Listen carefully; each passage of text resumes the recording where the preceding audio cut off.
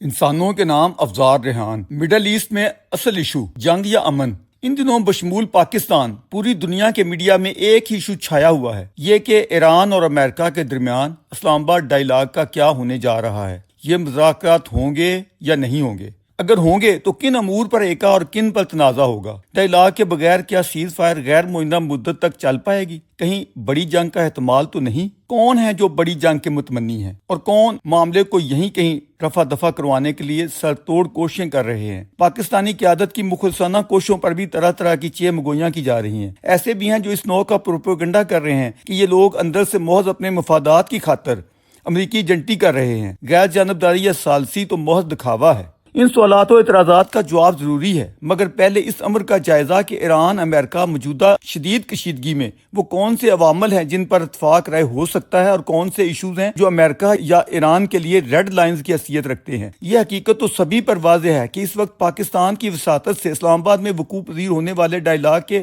Second round سے امریکی نہیں ایرانی بھاگ رہے ہیں۔ اس کی مختلف نوع توجیہات کی جا رہی ہیں۔ اول یہ کہ ایران کے اندر قیادت میں شدید ترین اختلافات پیدا ہو چکے ہیں۔ منتخب ایرانی سیاسی قیادت مہماتی جنگجوئی سے شدید نالاں ہے۔ اسے اپنے ایرانی عوام کے دکھوں اور مسائل و مصائب کا بھی پوری طرح ادراک ہے، اس لیے ان کی ہر ممکن کوشش ہے کہ کسی طرح جنگی جنونی صورتحال بدلے، حالات پرامن ہوں، نہ صرف ایران کے منجمد بھاری اثاثے ریلیز ہوں بلکہ ایران پر جو شدید معاشی بندشیں لگی ہوئی ہیں ان سے بھی ایرانی عوام کو مکتی دلوائی جا سکے۔ مگر دوسری طرف ہارڈ کور ولایت فقیہ کی انقلابی عقابی قیادت کے سامنے کسی کی نہیں چل پا رہی، جو اپنے نظریات کو مقدس عقائد کی طرح حافظ جان بنائے ہوئے ہیں اور روز اول سے جن کی ایک ہی تکرار ہے کہ مصلحت اور مصالحت کے الفاظ ہماری ڈکشنری میں نہیں۔ اس وقت اگرچہ اس افسوسناک جنگ کی اصلی چوٹیں اسی طبقے کو لگی ہیں، لیکن مظلومیت کی عوامی ہمدردی بھی یہی لوگ سمیٹ رہے ہیں جن کی ڈوبتی یا گوتے کھاتی پاپولیرٹی ایک مرتبہ پھر تازہ دم ہو چکی ہے۔ لیکن ساتھ ہی مسئلہ یہ ہے کہ اس طاقت کی اصل نمائندگی اس وقت کن ہاتھوں میں ہے؟ اگرچہ مذہبی ورثے کی طرح چناؤ کے بعد کی طاقت تو سید علی خامنائی کے فرزند مجتبی خامنائی کے حوالے کی جا چکی ہے، لیکن وہ خود اس وقت کہاں ہیں؟ ان کی ہیلتھ کیسی ہے؟ اس حوالے سے قطعی متضاد اطلاعات ہیں۔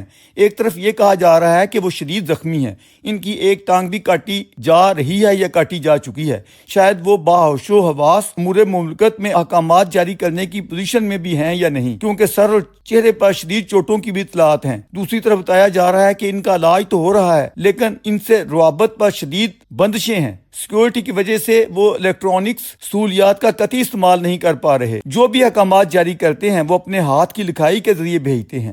ان کے نام پر اسلامی پاسداران انقلاب کی قیادت ہی فیصلہ کن اتھارٹی بنی ہوئی ہے۔ اسی طرح ختم نبوت اتھارٹی بھی اس نوع کی طاقت استعمال کر رہی ہے۔ دوسرے الفاظ میں پاور کا مرکز آج بھی ولایت فقیہ ہے، اگرچہ اس میں کئی دراڑیں پڑ چکی اور پاکٹس بن چکی ہیں۔ اس صورتحال میں سیاسی قیادت آج بھی مذہبی قیادت کے خوف میں ہے، کیونکہ ذرا سی بد احتیاطی ان کو غداری کے زمرے میں لا سکتی ہے، جس کی سزا فوری پھانسی کی صورت ملنے کا چلن اتنی دہائیوں سے سب کے سامنے ہے۔ اس خوف کے باوجود اندر کی خبر ہے کہ ایرانی مجلس کے کچھ ممبران نے اپنے پریزیڈنٹ اور اسپیکر کی رہنمائی میں ایک خفیہ لیٹر ولایت فقیہ کے عہدے پر براجماع سپریم لیڈر کو ارسال کرنے کی جسارت کی ہے، جس میں یہ استدعا کی گئی ہے کہ ایرانی عوام کی معاشی بدحالی پر رحم کھاتے ہوئے اپنی ہارڈ پالیسی پر نظر ثانی فرمائی جائے۔ جس طرح امام خمینی کو خط لکھتے ہوئے مجلس اور سیاسی قیادت نے التجا کی تھی کہ عراق کے ساتھ 8 سالہ طویل جنگ کے بعد عالمی برادری کی سیز فائر کے لیے ریکویسٹ قبول کر لی جائے،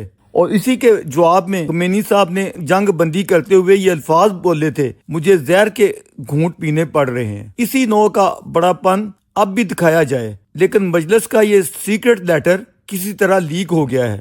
کوئی کچھ بھی کہے، اس امر میں اشتباہ نہیں کہ جنگ اور تباہی کے بعد ولایت فقیہ کی دھاک کسی نہ کسی حد تک ٹوٹتی دکھتی ہے۔ صرف پھانسیوں کے خوف نے سب شعوری دماغوں کو محتاط بنا رکھا ہے۔ President Masoud Pezeshkian, foreign minister Abbas Araghchi کی طرح کی اپروچ سے تو سبھی کو آگاہی ہے۔ مجلس کے اسپیکر محمد باقر غالباف جو ماقبل پاسداران انقلاب کی قیادت پر بھی فائز رہ چکے ہیں، لیکن اسلام آباد مذاکرات میں نرمی دکھانے پر اندرون خانہ ان پر خاصی گرمی نکالی گئی ہے۔ تصویر کا یہ رخ صرف ایران کے ساتھ نہیں، امریکہ میں بھی ٹرمپ انتظامیہ بدترین دباؤ کا شکار ہے، جن کی پاپولیرٹی گراوٹ کی نچلی سطح تک پہنچ چکی ہے۔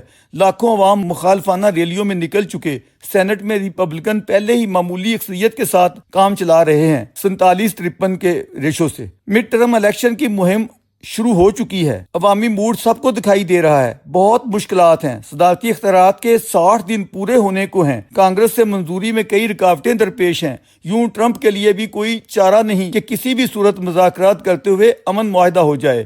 اب نئے ہرمز کی بندش اور ٹول ٹیکس کے ذریعے ایرانی رجیم کو جو برتری حاصل ہوئی تھی، ٹرمپ ناکہ بندی کرتے ہوئے اسے پنکچر کر چکے ہیں۔ دوسری طرف اس نو کی اطلاعات ہیں کہ وائٹ ہاؤس میں ایک اعلیٰ سطحی فنکشن کے دوران کسی طرح ایک شوٹر گھس آیا، لیکن خوش قسمتی سے ٹرمپ اور دیگر عہدیداران محفوظ رہے۔ اس حملے کی تشبیہ پریزیڈنٹ ریگن پر اسی جگہ ہونے والے حملے سے دی جا رہی ہے جس میں ریگن زخمی ہو گئے تھے۔ بہرحال اس سے خوف کی پوزیشن تو واضح ہوئی ہے۔ ہمیشہ تمنا رہ جاتی ہے کہ اگلے متنازع امور کو زیر بحث لایا جائے، مگر تمہید کی تلانی پیچھے ہی روک دیتی ہے۔ درویش کی طرح یہاں ہر کوئی مجبور ہے۔ اسرائیل کو اپنی بقا کی مجبوری درپیش ہے، امریکہ کو اپنے عوام کی مجبوری ہے، ایرانیوں کو اپنی ولایت فقیہ کی مجبوری ہے، خلیجی عرب ریاستوں کو اسرائیل سے بھی کہیں زیادہ خوف اپنی روایتی حریف ایرانی بالادستی کا ہے کہ اگر اسے کامرانی مل گئی تو یہ ہمیں کھا جائے گی۔ یہی خوف ان کی مجبوری ہے، پاکستان کی اپنی مجبوری ہے۔ عوامی موڈ کو بھی دیکھنا ہے اور مملکت کے دائمی مفادات سے بھی کنارہ کشی نہیں کی جا سکتی۔